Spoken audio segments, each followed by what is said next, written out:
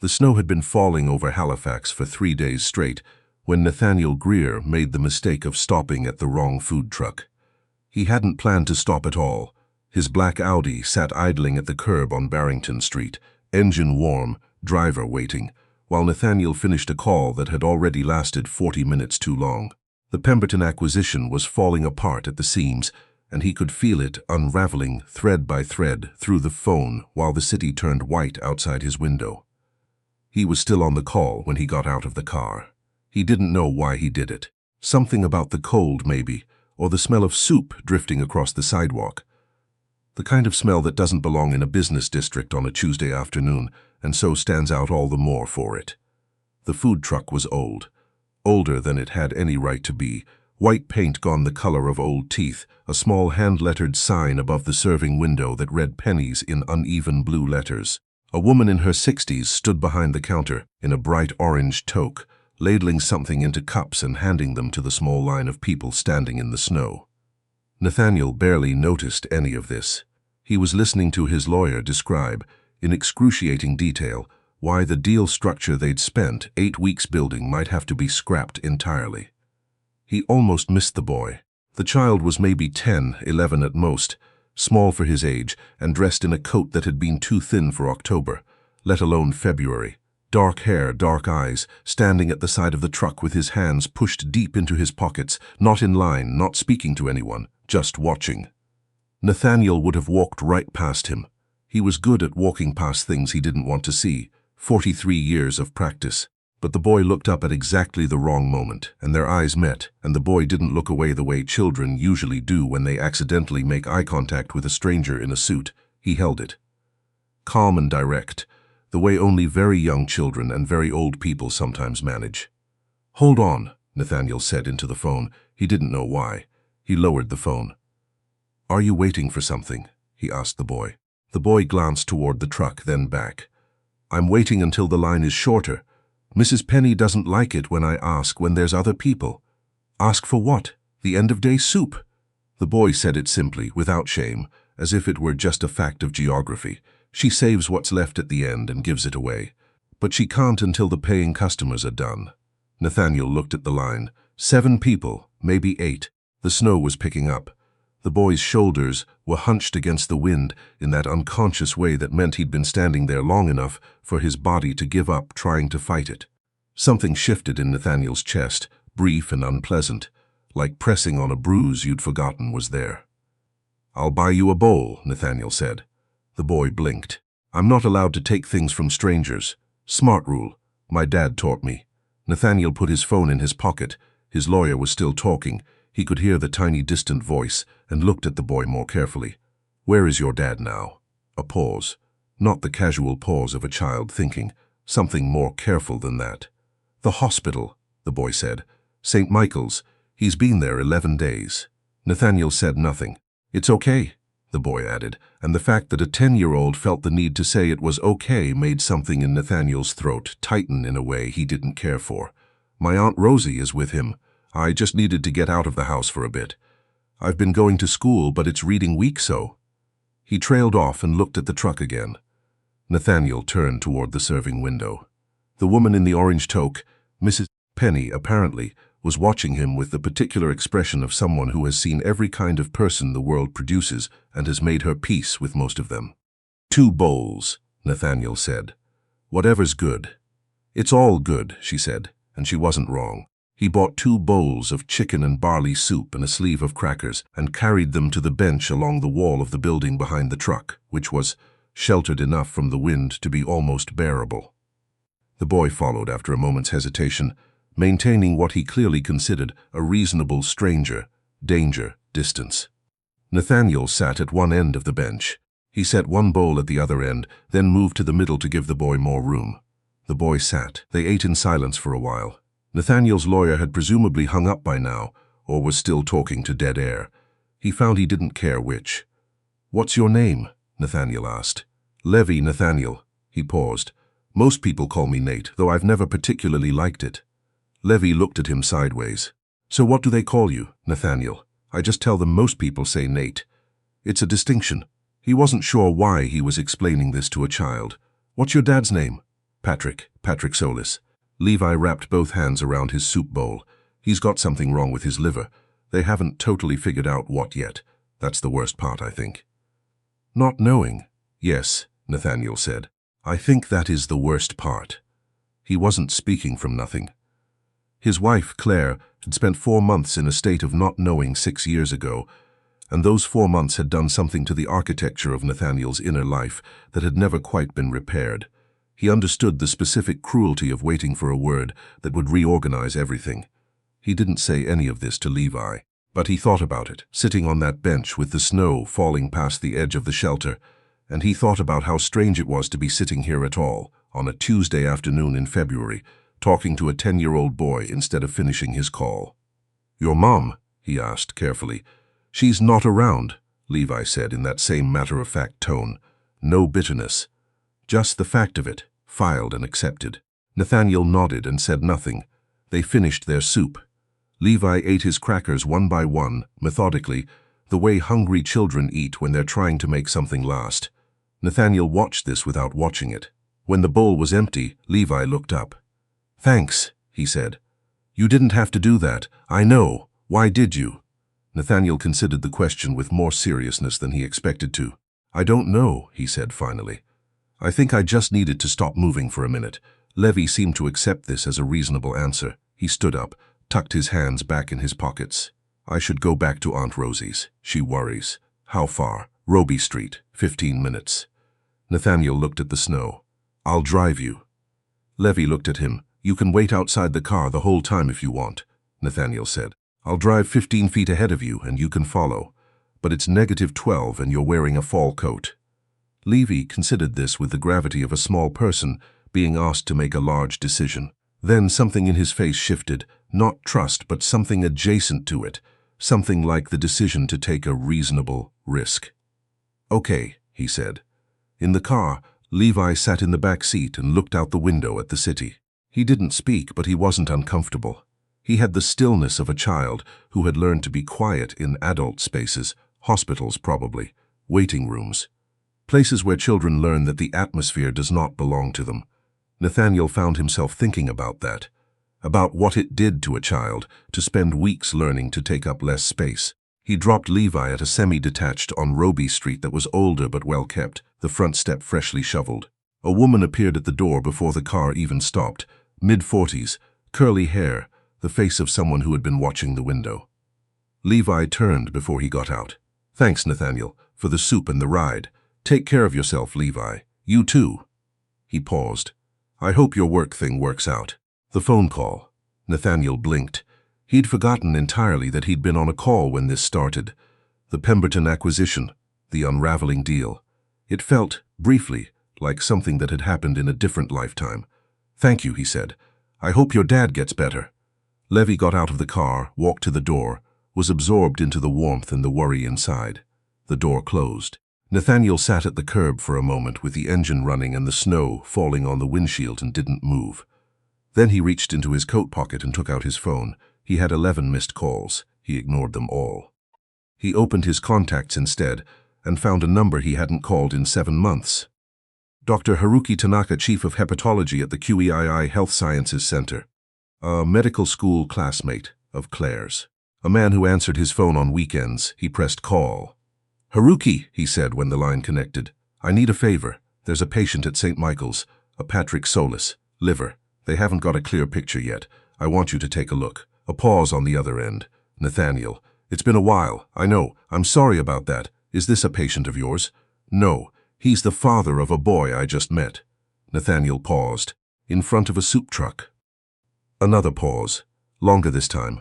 "I'll make some calls," Haruki said. "Thank you." He hung up and sat for another moment in the idling car. The snow was heavier now, the kind that falls straight down in the windless core of a winter storm, covering everything in a patient, indiscriminate white.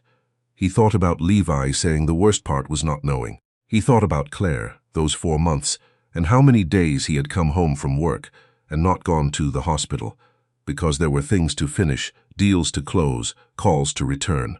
How he had told himself she was in good hands and she didn't need him there and he would go tomorrow. How tomorrow had come and gone, again and again, until she had come home and he had been so relieved that he had never had to examine too closely what his absence had actually meant. He had not been a bad husband. He had told himself this with great conviction for 6 years. He had been a busy husband, a distracted husband, a husband with responsibilities, but not a bad one. He was less certain of this, sitting in the snow on Roby Street, than he had been this morning. He drove to the office. He returned the 11 calls. The Pemberton deal was salvageable, as it turned out, a minor concession on the closing timeline, and the whole thing came back together within the hour. His team celebrated with expensive coffee from the place down the block.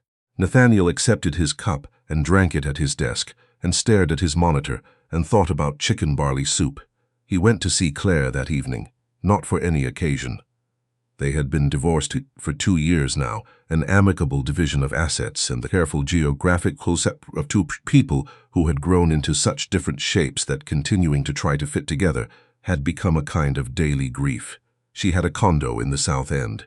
She seemed happy there, or at least happier than she had been in their last 2 years together, which Nathaniel preferred not to think about too carefully. She opened the door and looked at him with the particular expression she'd always had for his unannounced arrivals. Not unwelcome, but assessing. "Did something happen?" "Not exactly," he said. "Can I come in?" She stepped back. He sat at her kitchen table, which still had the blue runner he'd bought at a market in Wolfville years ago, and she made tea without asking if he wanted any, and he told her about Levi. She listened without interrupting, which was one of the things he'd always loved about her. She had never been a person who filled silence for the sake of filling it. When he finished, she was quiet for a moment. "What are you going to do?" she asked. "I don't know." He turned his teacup. "Haruki is going to look at the father. That might help, or it might not. And the boy?" Nathaniel was quiet. "You didn't get a last name," Claire said. "Solis, he mentioned it. Patrick Solis. St. Michael's. So you could find out how he's doing." "I could." She looked at him with something gentle and complicated in her eyes. "Nathaniel, what are you actually trying to tell me?" He didn't answer right away.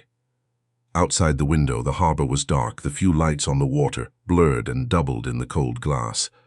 "I think I've been very good at moving," he said finally, "at not stopping.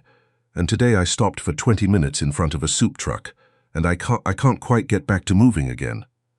Claire set her cup down. "Good," she said quietly. He looked at her.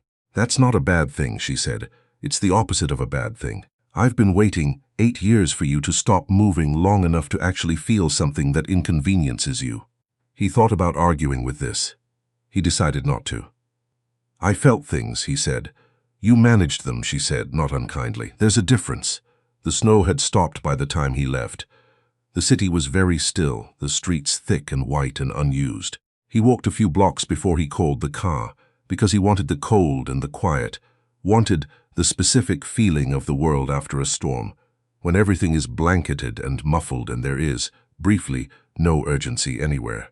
He thought about what it would mean for a child to walk home through this, to do it in a coat too thin for February, to have a father in a hospital bed whose name you said carefully, like something you were holding together with your hands.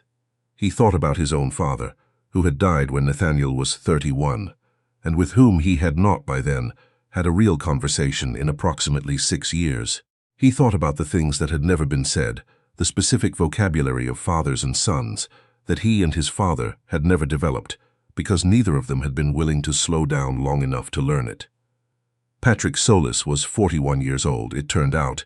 Nathaniel found this out through a contact at the hospital board. Not through Haruki, who was more careful about such things, but through someone who owed him a favor and had less compunction about how information moved. 41 years old, a carpenter who had built a small but respected business in the Halifax Peninsula, sole parent to 1 son, no criminal record, no debt beyond the ordinary 11 days in hospital with a liver condition that had been difficult to categorize. His son was named Levi Solis and was in 5th grade at a school 3 blocks from his aunt's house on Roby Street and had, according to absolutely nobody Nathaniel had spoken to, any idea that his father's case had been picked up and quietly reviewed by one of the best hepatologists in Atlantic Canada. Nathaniel thought about this for a long time, whether to say anything, and to whom, whether doing good in secret was the same as doing good, or whether the concealment was its own form of something. Pride, or the avoidance of gratitude, or the need to be the kind of person who did things without needing to be seen doing them. He decided in the end that the answer to that question didn't actually matter. What mattered was that Haruki had found something, a fairly rare autoimmune presentation that had been overlooked in the initial workup, treatable with a protocol the smaller hospital hadn't had the subspecialty expertise to recognize.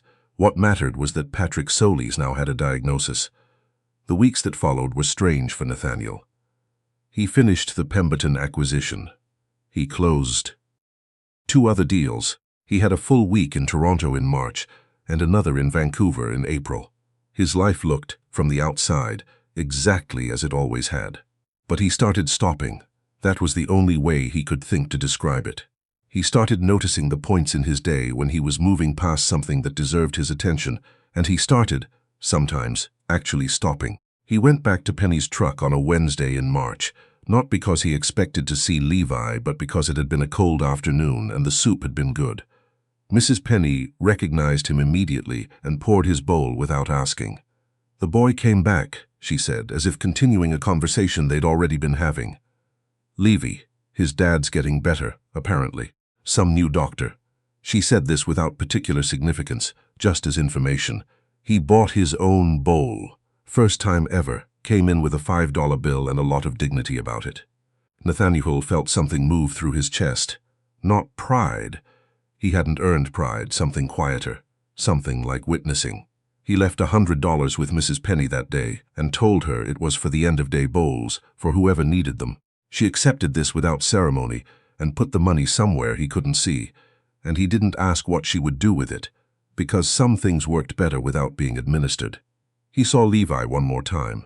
It was April, a Wednesday evening, the city just beginning to believe in spring again.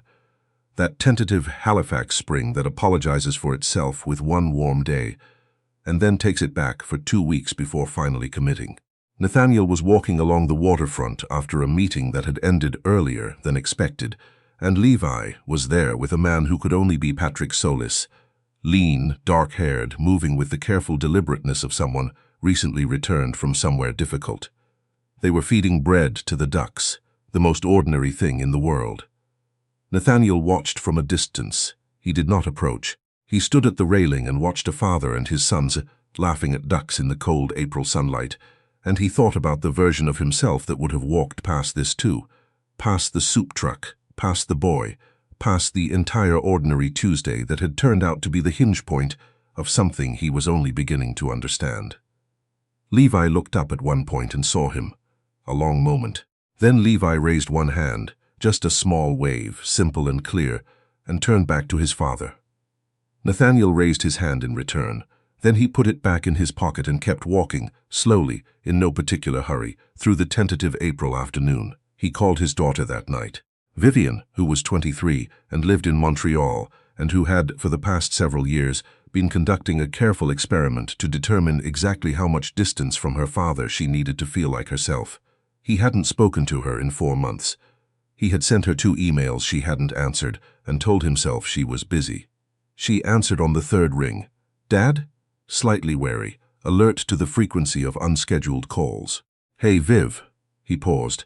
"I was just thinking about you. I thought I'd call." A silence, not hostile, uncertain. "Is everything okay?" she asked. "Yes," he said. "Everything is fine. I've been thinking lately that I'm not very good at stopping, at just being where I am when I am there." He paused. "I think I've done that with you too. Been moving too fast to actually be present, and I'm sorry for it." A longer silence. When Vivian spoke, her voice was different, quieter. The wariness still there, but something underneath it that had been waiting patiently for a long time. "Okay," she said. "I'm listening." Outside his window, Halifax was going dark in the particular blue-gray way of spring evenings, the harbor silver and calm, the streetlights just beginning to come on one by one along the waterfront. Nathaniel Greer sat in the chair by the window that he had never once sat in during work hours in 7 years of living in that apartment, and talked to his daughter for an hour and 40 minutes, and did not check his phone once, and the world did not end. In fact, it was only just beginning.